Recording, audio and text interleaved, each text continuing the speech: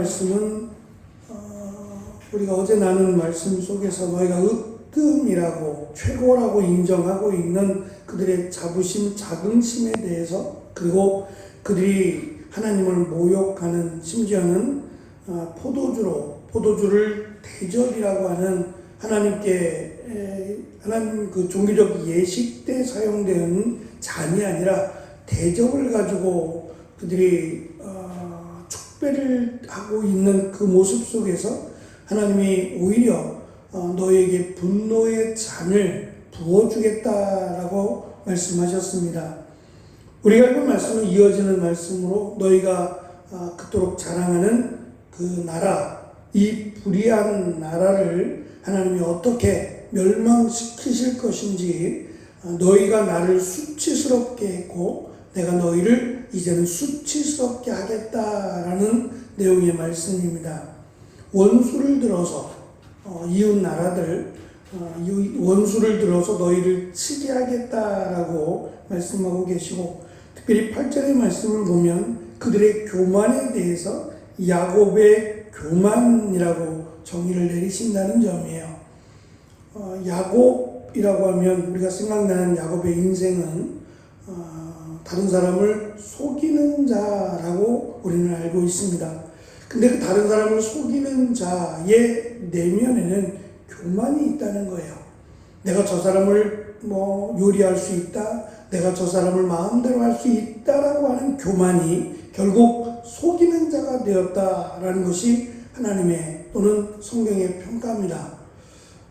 그러므로 스스로 높아서 다른 사람을 내 마음대로 조절할 수 있고 내 마음대로 할 수 있다라고 생각한 그것이 야곱의 교만이라고 말씀하시며, 이 교만을 어떻게 하나님께서 심판하실지에 대해서 지금 강하게 경고하고 계십니다.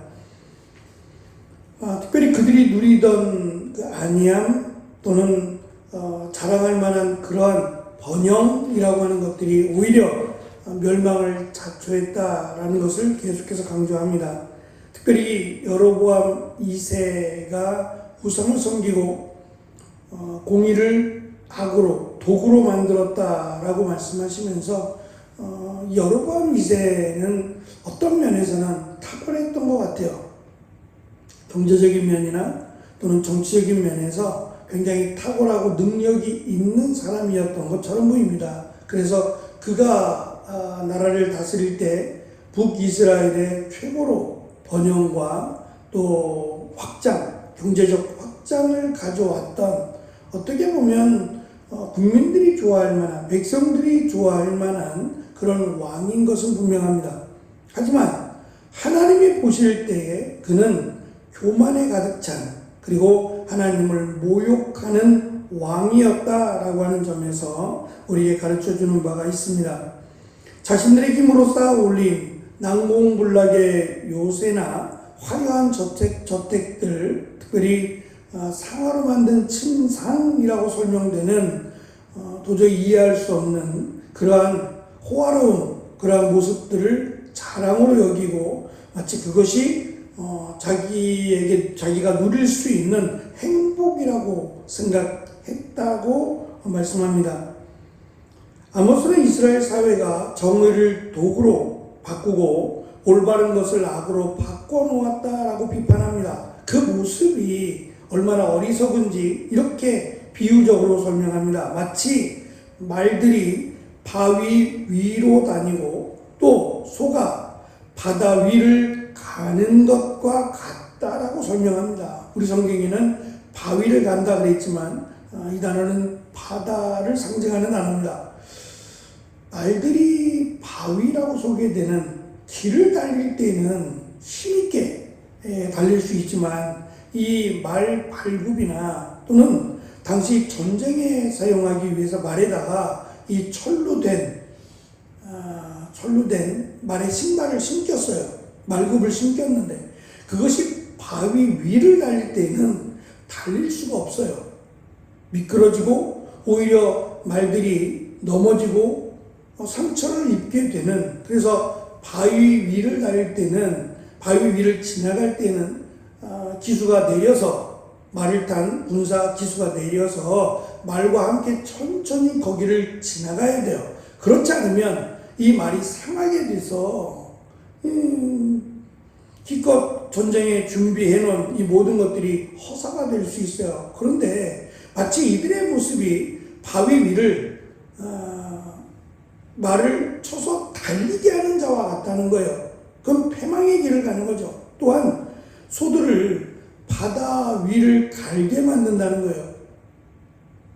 잠시는 그럴듯해 보일지 모르겠어요. 말도 안 되는 일이지만 바다 위를 어떻게 갈겠어요. 그러나 그것이 지나가고 나면 물이니까 물 위를 지나가고 나면 다시 흔적도 없이 원래의 모습으로 돌아가지 않습니까?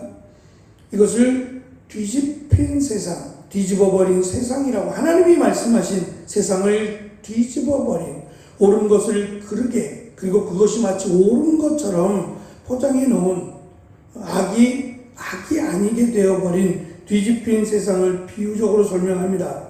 그래서 로드발을 정복했다고 말하는데 이 로라고 하는 말이 부정어예요. 아니다 라고 하는 부정어인데, 로드라고 하는 이 드발이라고 하는 말이 없다라는 말인데, 그럼 로가 부정이니까 아무것도 얻지 못했다는 말이에요.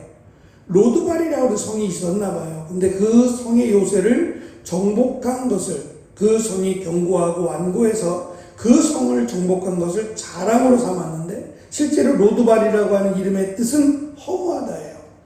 왜 그렇게 졌는지는 모르겠지만 그들이 정복한, 대단해 보이는 그 로드발 성을, 요새를 정복하고 자랑하지만 그 이름의 뜻처럼 허무하다는 거예요.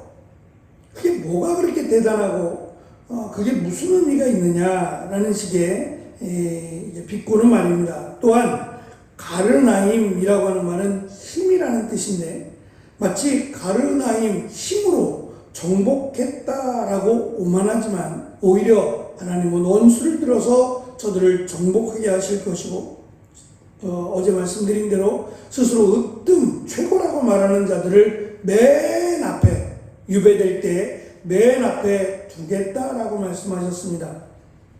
하나님은 스스로를 걸고 스스로의 이름을 걸어서 말씀하십니다. 13절을 보시면 우리가 우리 힘으로 라고 자꾸 자신들의 이름을 거론해요. 우리가 우리의 힘으로, 우리가 했다는 거죠. 하나님이 아니라 우리가 했다, 우리가 이렇게 만들었다 라는 식의 자랑을 들어놓을 때에 하나님이 14절에 보시면 내가 라고 말씀합니다.